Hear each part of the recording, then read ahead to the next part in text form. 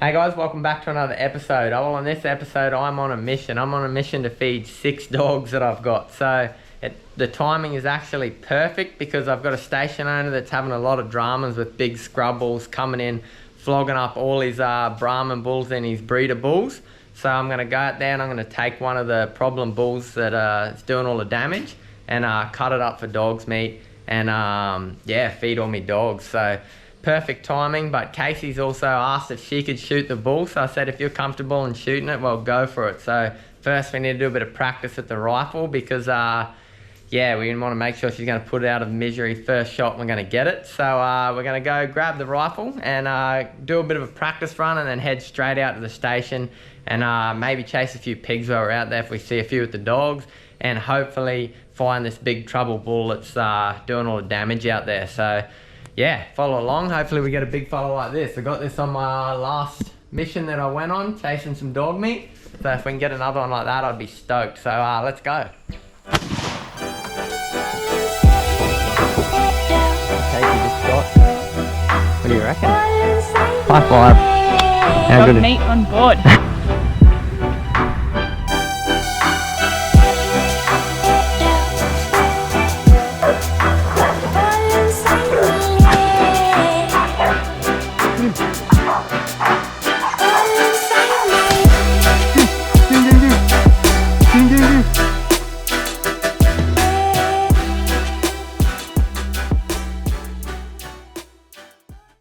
Oh, just getting the rifle ready to roll so we can go do a bit of target practice with Casey, but I'll just show you what rifle we're using today. It's a Tika 223.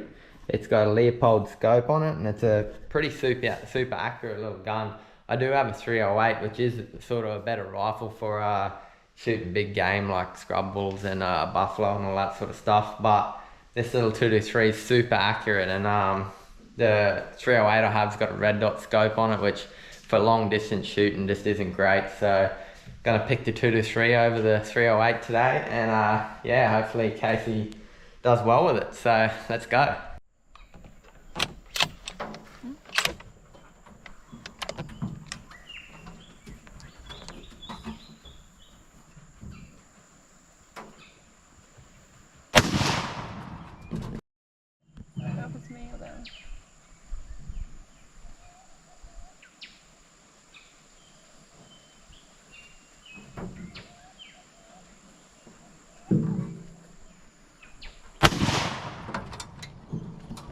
You got pretty close. See where you hit? Shut up!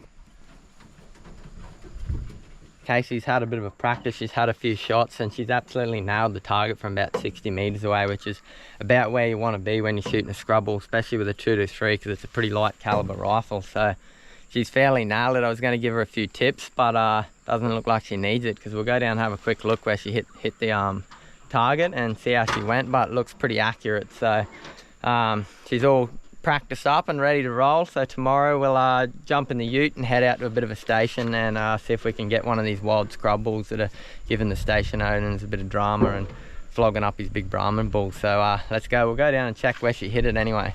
So we've just driven down to the target practice on the tree, so let's jump out and have a look and see how accurate I was.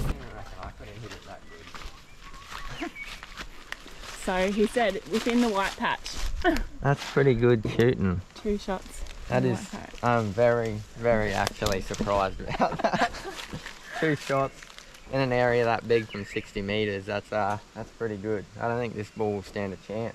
I was thinking like we might have to have a heap of shots and sort of a bit of practice, but 2 shots is all she needs. That's sweet. That's about that big. So she might even show me up in a shoot off, I reckon, because I don't even think I could get that close, especially with the dogs all bouncing around in the back. But she's ready to go. So tomorrow we're going to get up bright and early and we might chase a pig first, and then when it cools off a bit in the RV we'll go and have a look for a bull. So keen. Oh, it's about the middle of the day and it's just a bit too hot to do this clean skin scrub bull that we want to do for dogs meat. So we've got the dogs and we might just walk a bit of a river bank and see if we can catch a pig before it cools down a little bit. So we'll go for a little wander with the dogs and see how we go.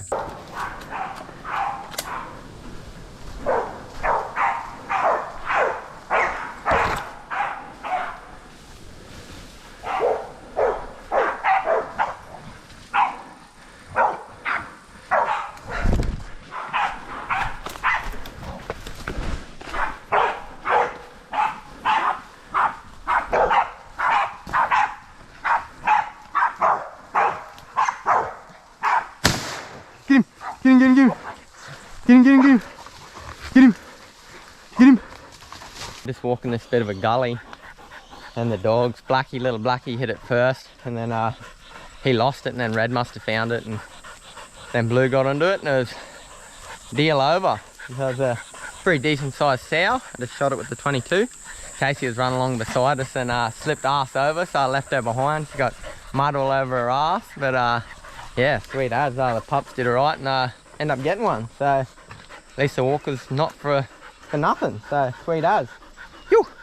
Bit of fresh digging up. This is where the dogs must have got onto it here, and then chased it about 100 meters up there. Got it. Oh well, we're just driving the ute down the side of this fence line and across a little creek, and I seen some fresh digging on the side, so a big shower of rains came in and Casey stayed back at the car, but I dropped the dogs off and they're working up this little creek, and hopefully they get a pig, because there's a lot of fresh sign here, like pig tracks everywhere and super fresh. So I'm hoping soon we're going to hear some barks and the dogs will get a pig. This little creek runs down in the main river, so we'll slowly follow it down. I'll follow the dogs on the tracker and hopefully we get onto one. Been tracking these dogs for about 200 meters now, and they're just working along the edge of the creek. Heaps of pig tracks, still a lot of small ones, but there is a couple big pig tracks here and there that I've seen that are super fresh too, so I'm pretty confident that they're going to be on soon. I'm just slowly following them and listening for barks, so hopefully, fingers crossed, we'll get another pig.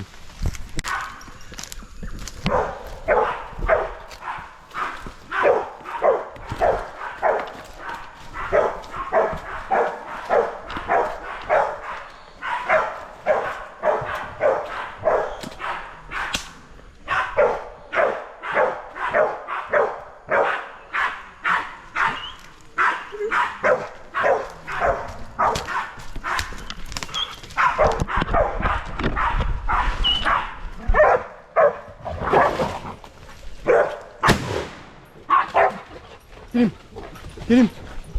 Get him! Dogs, get him! The dog's just got that boar. He was a pretty good boar too. He's gave Red a little touch up, unfortunately, so we're gonna have to cruise back to the car, and hopefully I'll put a few staples in him there just to sort him out. It's just a bit of a skin wound, so but stoked, big boar, so we'll go back. The rain just started to stop again. It's been showering on and off, so we'll head back to the car, make sure Casey's all good, and chuck Red in the back, staple him up, and then we'll go see if we can find a big scrub bull. Just wandering back, and I got a question for you guys, because I'm actually have been asked this question about 2 or 3 times just this week, so, and I answered it to the best of my knowledge, but I got a question for you guys now. So everyone always asks, what's the biggest boar you've got, or what's the biggest pig you've ever heard of being caught, like a feral pig? And probably the biggest feral pig I've ever heard of being caught is around 180 kilos. And the biggest one I've caught myself's been about 140, 150. So, and that was on grain. So a pig on grain gets quite big and quite heavy, but I haven't heard of anything over about 180.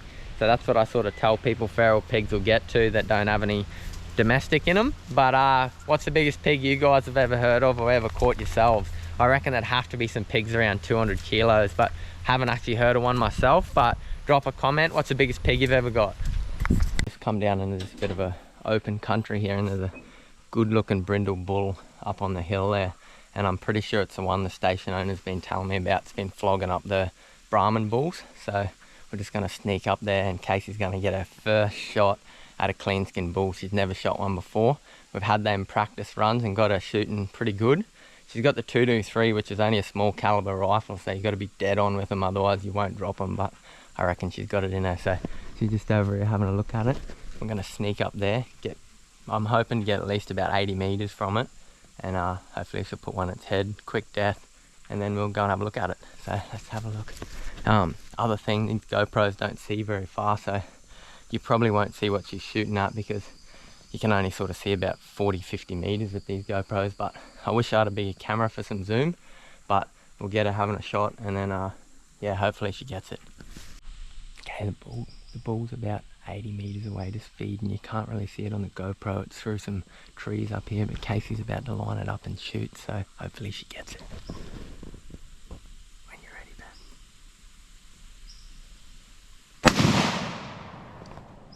Ben. Let's have a look, let's have a look. Yeah. Woo! Just went down. Let's have a look, let's have a look. Bring the gun, bring the gun. Just in case she's dropped it, but you can never be too careful with these big bulls. They might jump up. You want to take it now? I'm not going to take it. I'll take the gun and we'll run up there and see if she got it. Woo! Casey's first bull. High five. How Dog good meat on board. Keen, we got 6 dogs, so we need plenty of meat. Casey's done the damage. He put one right behind its neck there and dropped it.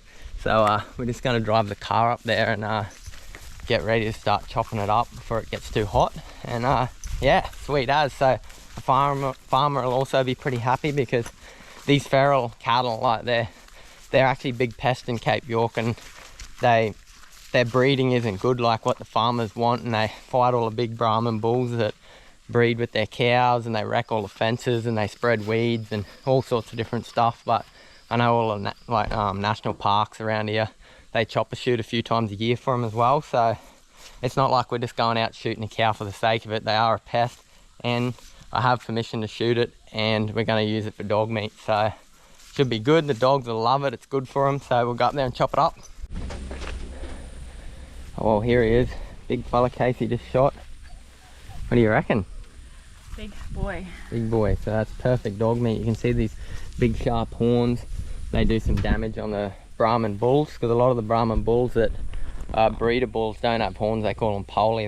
They're born with no horns. So these big fellas come in with their big sharp horns and just flog the hell out of them. So yeah, Casey's bull hit it right behind the ear, dropped it straight away. So pretty sweet as shot, eh? Anyway, that practice must have paid off. But yeah, we'll start. All we're going to do is cut the legs off him, put them in the eskies in the back of the ute, and whatever other meat we can take. And yeah, then I normally hang them for a day and then chop it all up for dog meat. So we're going to start chopping him up now. Just dragging it into the shade a bit because it's super, sun's coming out and it's getting super hot. So I'm going to drag it into the shade. And then yeah, oh well, we just finished cutting that bull up, and we've come to a little swimming hole on our way home. Little rock hole, needs a bit more of a flush. It's not really the wet season yet, so hasn't flooded that much, so it's not that nice yet, but it's good enough to wash off and cool down on. But yeah, got that bull meat, got all 4 legs and some and some back straps off it, so the dogs will be eating well tonight. But yeah, we're gonna have a cool down and probably start heading home, and maybe chase another pig on the way home. We'll see how we go.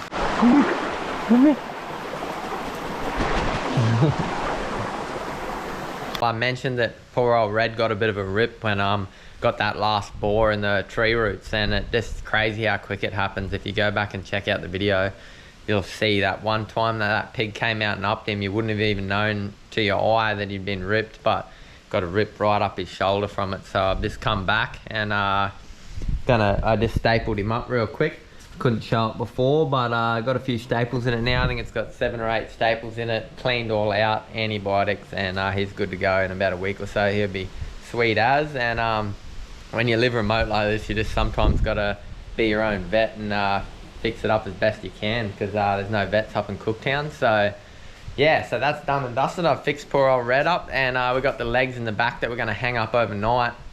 And the reason we hang them up overnight is just to get all the blood and moisture out of them, so it's easy to cut up nice and stiff. And yeah, when you freeze it down and go to defrost it again, you just don't have blood going through your freezer everywhere and all that. And it's doesn't matter as much for dog meat, but for if you were going to eat that yourself, the longer you can hang it, the tenderer and tastier it is. But we'll hang it overnight, cut it up first thing in the morning. Right, let's get into it.